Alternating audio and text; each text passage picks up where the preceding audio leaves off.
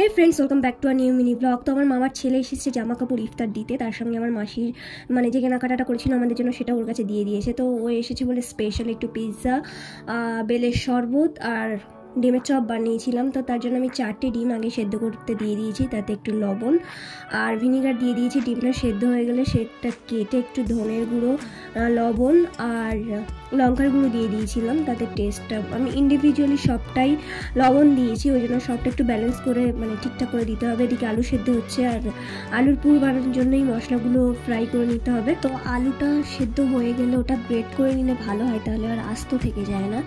তো ওটার জন্য আমার এই জিনিসগুলো লাগছে আলুর পুরটা বানাতে।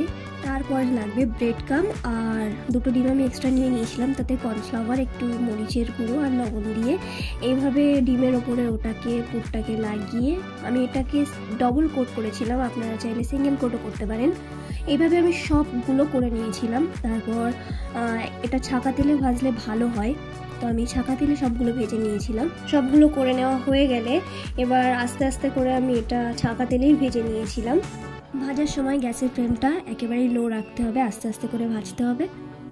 চপটা আমি প্রথমবার বাড়িতে বানালাম, একেবারেই দোকানের মতো মুচমুচে, খুব সুন্দর খেতে হয়েছিল।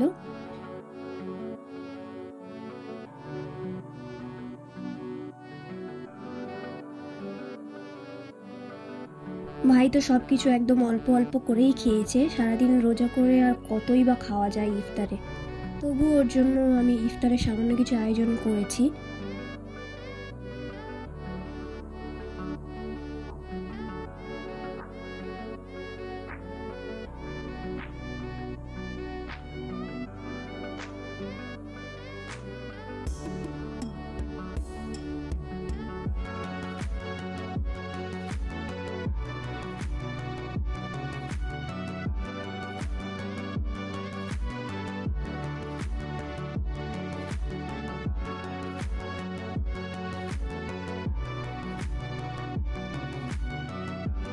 তারপর রাতে আমি ওর জন্য পিৎজাও বানিয়েছি। তো আমার ভিডিওতে দেখেছি আমি বাড়িতে পিৎজা বানাই, তো তাই ওর জন্য বাড়িতেও আবার ওর জন্য বানিয়েছিলাম। তো পিৎজা বানানোর জন্য আমার এই কটা জিনিস লেগেছে। তো ওর জন্য চিকেন আনিয়েছিলাম, তার থেকে আমি অল্প চিকেন তুলে ওর জন্য বানিয়েছি। এইসব কাজগুলো করার আমি সাহস পাই, কারণ আমার বোন হেল্পার থাকে আমার, ও একটু হেল্প করে দেয়। পিৎজা যেহেতু এর আগে আমি আরও অনেকবার বানিয়েছি, তাই এতে আমার অনেক যে বেশি কিছু কাজ বা এরকম লাগে না, খুব সহজেই হয়ে যায় এটা। তো যাই হোক, যার জন্য বানিয়েছিলাম তার পিৎজাটা খেয়ে খুব ভালো লেগেছে, খুব প্রশংসা করেছে। যেহেতু আমি বানিয়েছি তো ওর খেয়ে ভালো লেগেছে, মানে আমার তো ভালো লাগবেই।